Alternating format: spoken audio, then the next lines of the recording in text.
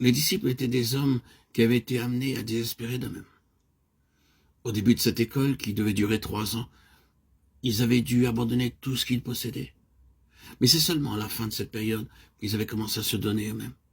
Ils avaient abandonné leurs filets, leurs maisons, leurs amis, et c'était bien. Mais durant ces 3 années, combien leur moi était fort. Que de fois Jésus dut leur parler au sujet de l'humilité. Mais ils ne pouvaient pas le comprendre.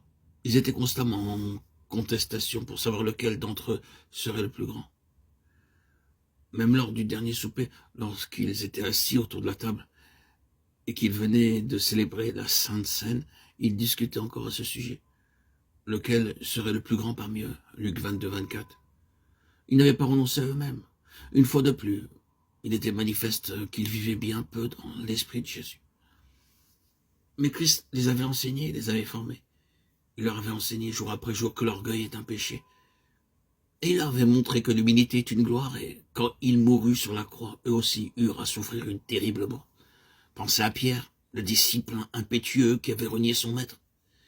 Ne croyez-vous pas que dans la tristesse de ces 3 jours, du jour de la crucifixion au jour de la résurrection, ce qui était le plus amer pour lui, c'était la honte d'avoir renié son maître. C'est alors qu'il apprit à désespérer de lui-même. Lorsqu'il était assis à la table lors du premier souper, comme il était rempli de confiance en lui-même, « Quand tu serais pour tous une occasion de chute, tu ne le seras jamais pour moi », s'écrie-t-il. Matthieu 26, 33. Mais Jésus l'emmena avec lui dans la mort et dans la tombe, et Pierre sentit qu'il n'y avait vraiment rien de bon en lui. Il avait appris à désespérer de lui-même. Quelques-uns de vous diront peut-être, je crois que je renonçais à tout pour Jésus, à mes biens, à mon foyer, à mes amis, à ma position. Et je sais que je l'aime vraiment, mais pourtant il y a quelque chose qui ne va pas.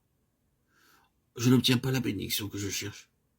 Chers amis, frères et sœurs en Christ, mes bien-aimés, auditeurs, auditrices, désirez-vous réellement que Dieu, à qui rien n'est caché, vous fasse découvrir combien il y a encore dans votre cœur de confiance en vous-même et de volonté propre?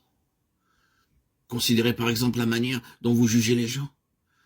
Comment vous dites ce qui vous plaît et ce que vous croyez juste?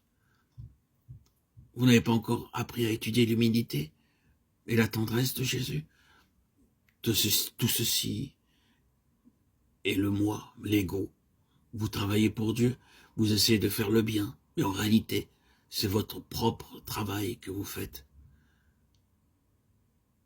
Vous faites ce travail en chrétien et vous comptez sur l'aide de Dieu et sur sa bénédiction. Mais cela ne peut pas être. Dieu doit d'abord faire descendre dans la tombe chacun en particulier. Connaissez-vous la signification de la mort de Jésus? Voici quelle en est la signification. Cela signifie que Jésus dit à son Père, « En fait, voici ma vie si précieuse pour moi, ma vie qui a été sans péché. Je t'ai l'ai livrée de mon vivant. Maintenant, je vais te la livrer dans la mort. » Il alla dans la tombe en disant, « Je remets mon esprit entre tes mains. » Et vous savez ce qui arriva. Parce qu'il donna sa vie entièrement et descendit dans l'obscurité profonde de la mort et de la tombe. Et Dieu l'a ressuscité. Il lui a donné une vie nouvelle, une gloire nouvelle, un pouvoir nouveau.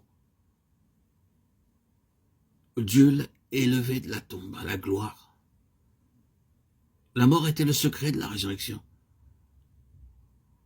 Comprenez bien que si vous désirez être rempli du Saint-Esprit, de la vie glorieuse de la résurrection, vous devez d'abord mourir à vous-même,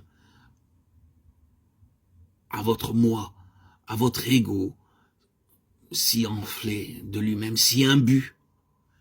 Les apôtres étaient des hommes qui avaient été amenés à désespérer totalement d'eux-mêmes, des hommes qui avaient tout perdu et qui étaient donc prêts à tout recevoir d'en haut.